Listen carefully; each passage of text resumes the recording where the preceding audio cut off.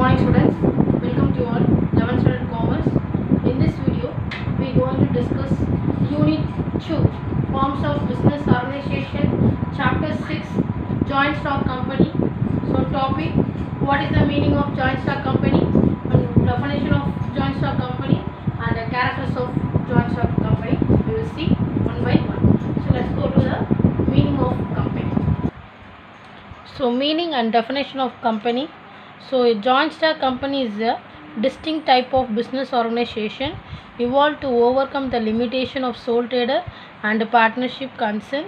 So the advancement in science and technology and the impact of industrial revolution have all the necessitated a large amount of capital investment and highly sophisticated managerial skill for running a large scale industry. So partnership with limitation of capital and managerial ability and with the added risk of unlimited liability has been found unsuitable for running a large scale industry in modern.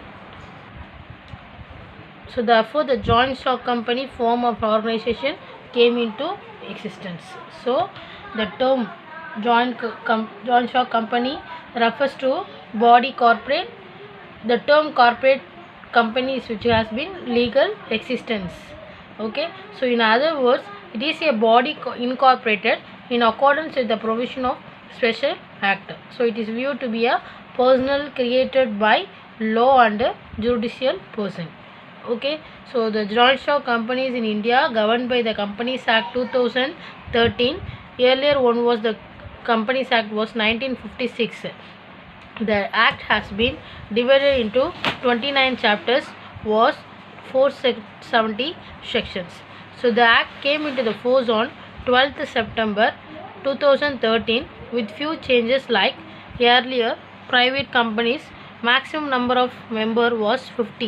In 1956 the private company maximum number is 50 and now it will be 200 members. In 2013 the private companies have the members 200 members. So a new class of company is one person company is included in this act, that will be in the private limited company. So in 1956 only the private company and public company.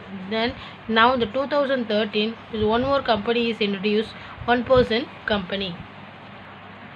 So a company is definition, a company is an association of many persons who contribute money or money's worth to common stock and employ it in some trade or business and who share the profit or losses as the case may be arising therefrom, according to James Stephenson. So the company is formed by a group of persons contribute money or money's worth or stock. So they employ and they do the business and share the profit and losses. So second one, according to section 2 Companies Act 2013, a company is an artificial person created by law having a separate entity with a perpetual succession and a common sale. Okay, so a company is a artificial person is created by law.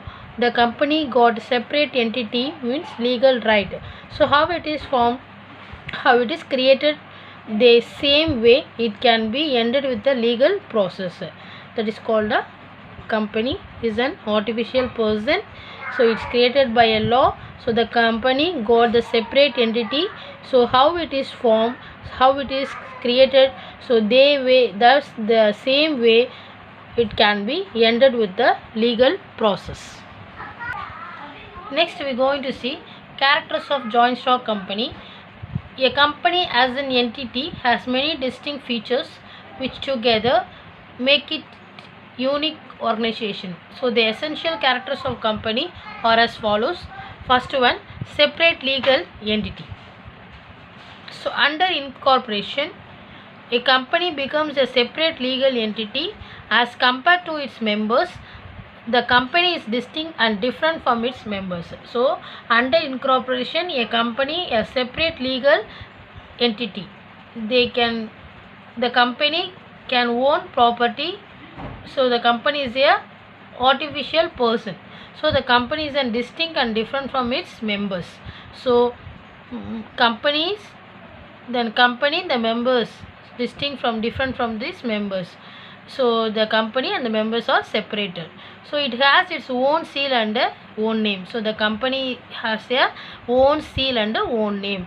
So its assets and liabilities are separate and distinct from those its members. So it is capable of owning property, incurring debt and borrowing money, employing people, having a bank account, entering into contracts and suing and being sued separately.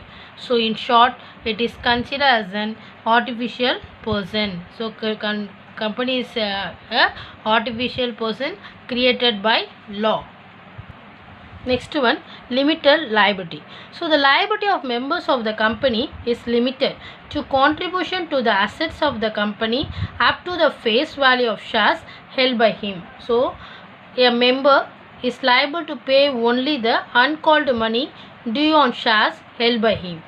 If the assets of the company are not sufficient to pay the liabilities, the personal properties of the shareholders are not held responsible. So for example, a person is a shareholder in a company. They buy the 500 rupees share in a company. Each cost is rupees 100. So he has only paid the rupees 7 for each or share. The shares he has to pay only 7 rupees. So remain he has rupees 3 for each share. So that any loss of the company has any loss, he has to pay the debts. The person is liable to pay only rupees 3 of each. So each share. So he has to pay only rupees 1500 because the each share is 500. So rupees 3 means 1500. So he has to pay the unpaid amount. So how many shares he bought? 500 shares bought.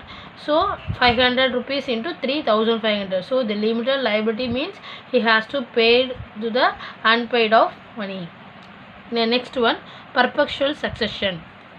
A company does not cease to exceed unless it is specially owned or task for which it was formed has been completed.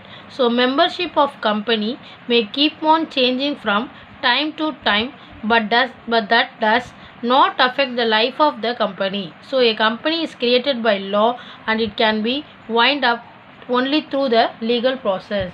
So company is a legal activities. So company is a artificial person. So the company cannot come to an end, and unless the task is completed, then only the company will comes to an end. Next, fourth point, separate property. A company is a distinct legal entity. A company cannot claim to be owner of the company's property during the existence of the company. So the company has own property, so the member cannot claim to be owner of the company's property. Next one, transferability of shares. Shares in the company are freely transferable. So when a member transfers his shares to another person, the transferee steps into the shoes of the transferor and acquires all the rights of the transferor in the respect of those shares. So these are the restrictions in the transferability of shares in the case of private company. So in a company can easily transfer the shares.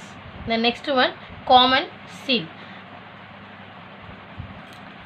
So a company is an artificial person and does not have a physical presence. So thus it acts through its board of directors for carrying out its activities and entering into various agreements. So such contracts must be under the seal of the company. So the common seal is official signature of the company. So the name of the company must be engraved on the common seal. So any document not bearing the seal of the company may not be accepted as authentic and may not have any legal force.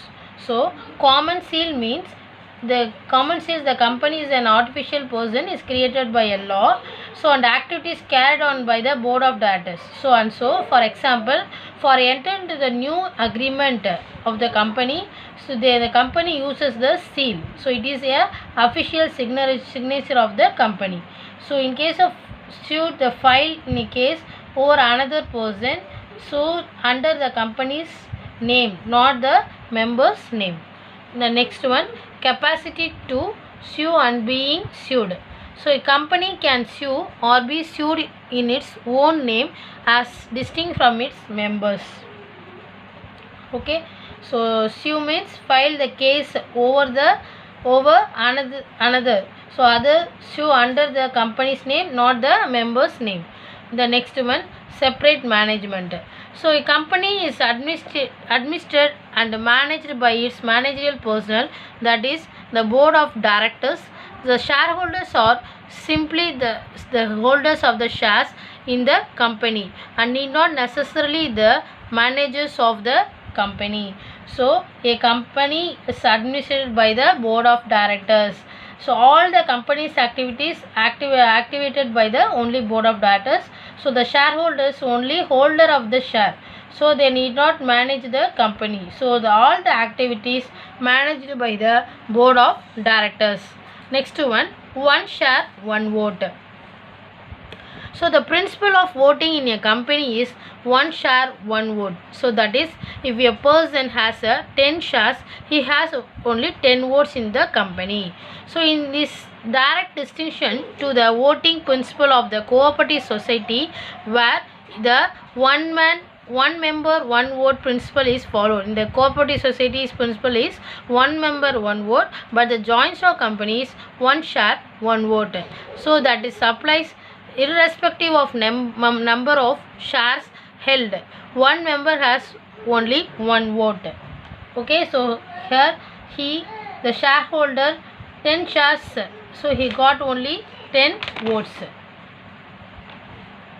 So these are the points, characters of joint stock company.